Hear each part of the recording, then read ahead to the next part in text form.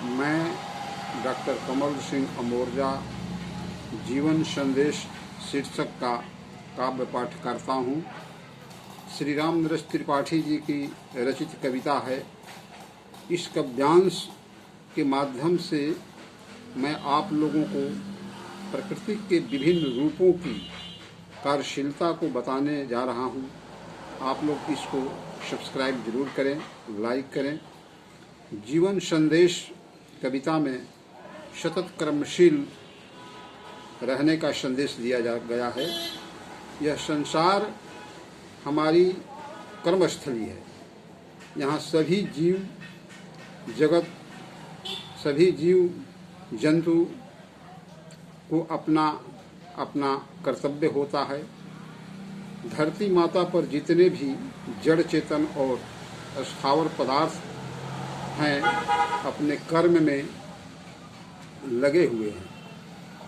संसार के प्रत्येक प्राणी के जीवन का उद्देश्य होता है। इसके लिए जीवन भर संघर्ष और प्रयत्न करता है। जैसे पेड़ की पत्तियां भी अपने कर्म में अनवरत लगी रहती है। धूप सहन करके छाया देने का काम करती है। अपने कष्ट सहकर भी अपने उद्देश्य की पूरा करती है।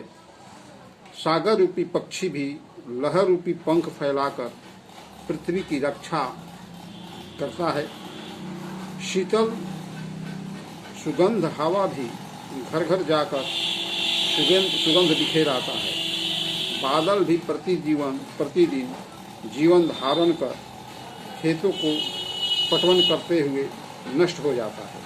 इस प्रकार प्रत्येक प्राणी का लक्ष्य होता है सेवा।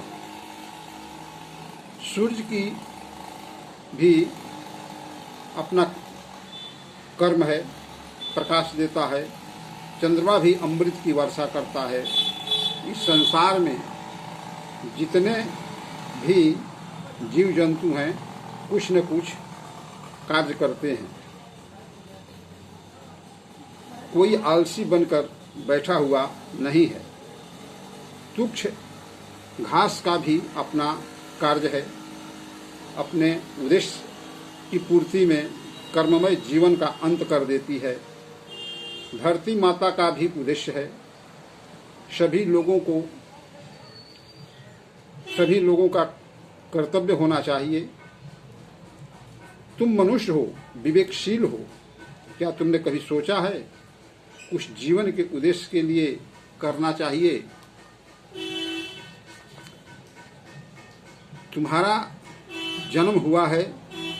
परिवार वालों ने अपने पर कष्ट सहकर चलना सिखाया, पढ़ना लिखना सिखाया। क्या उसके प्रति तुम्हारी कोई कर्तव्य नहीं है? तुम्हें तो केवल इतनी ही चिंता है, मस्ती करो, खाते पीते हंसते हुए मौज करो, अपने स्वार्थ की पूर्ति करो। संसार के सभी प्राणी का काम है सेवा देना, दूसरों का भलाई करना, यही उसका उद्देश्य है। दयामयी माता स्नेह की पूर्ति करती है। उनके प्रति तुम्हारा स्नेह नहीं है? तुम्हारा कर्तव्य है कि उसके दूध का घूंट पिया है, अंगुली पकड़कर चलना सिखाया है, तुतली बोली में भाषा का ज्ञान सिखाया है। उसके ऋण से तुम्हें कब मुक्ति मिलेगी?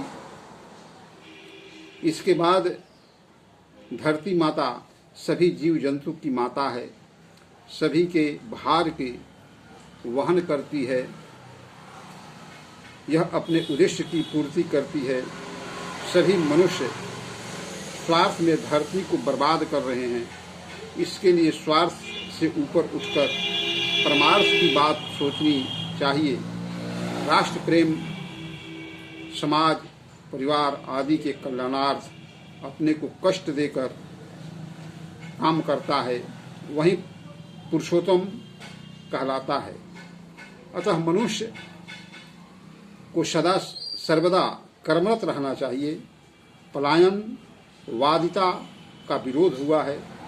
संसार दुखों का घर है, परंतु संसारिक दुखों से घबराकर निर्जन जंगल में नहीं भाग जाना चाहिए। जो भागता है वो स्वार्थी है। प्रत्येक व्यक्ति प्रेम की ज्योति जलाना चाहिए, परमार्थ का काम करना चाहिए, समाज सेवा देश प्रेम के लिए तत्पर रहना चाहिए। जीवन संदेश कविता का भाव है महामानव बनना। संसार ईश्वर की लीला भूमि है, परमात्मा रूप ही महामानव है जो कल्याण का काम करता है। अब मैं जीवन संदेश कविता का काव्य पाठ कर रहा हूँ, आप लोग सुने। जग में सचर अचर जितने हैं, सारे कर्म निरत हैं। धुन है एक एक सभी को, सबके निश्चित व्रत हैं।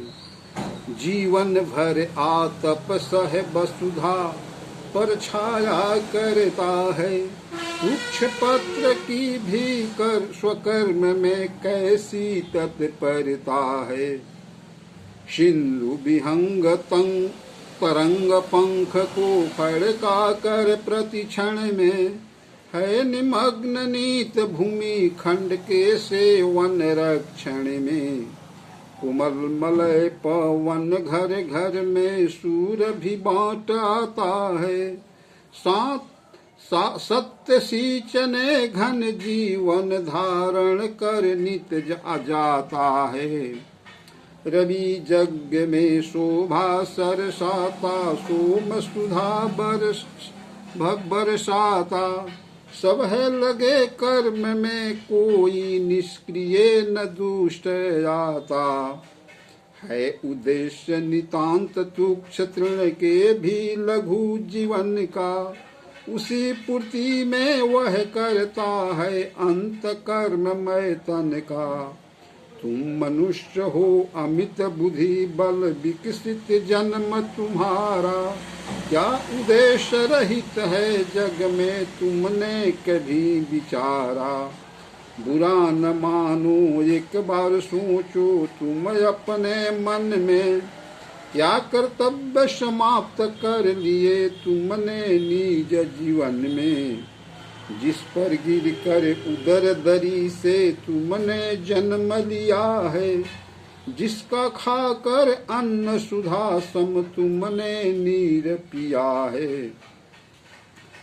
जिस पर खड़े हुए खेले घर बना बसे सुख पाए, जिसका रूप बिलोक तुम्हारे दृगमन प्राण जुड़ाए। दृगमन प्राण जुड़ाए, वह स्नेह की पूर्ति दयामयी माता तुल्यमयी है। उसके प्रति कर्तव्य का कुछ शेष नहीं है।